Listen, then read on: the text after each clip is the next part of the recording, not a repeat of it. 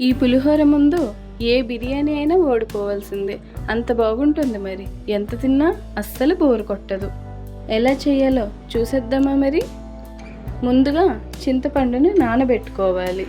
ఇప్పుడు స్టవ్ వెలిగించి ఒక ప్యాన్ పెట్టుకొని ప్యాన్లోకి ఆయిల్ వేసుకొని ఆయిల్ వేడయ్యాక పల్లీలు, పచ్చిశనగపప్పు, జీలకర్ర, ఆవాలు, వాము, తరిగిన అల్లం, ఎండుమిర్చి, కరివేపాకు వేసి బాగా వేగనివ్వాలి.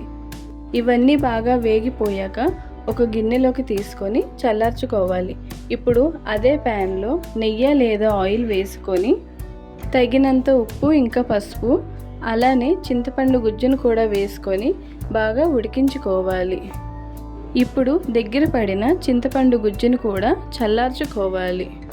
తరువాత మనం ముందుగానే వండి చల్లార్చుకున్న అన్నంలో చల్లారిన ఈ తాలింపును వేసి అలాగే చింతపండు గుజ్జును కూడా వేసి బాగా కలుపుకోవాలి.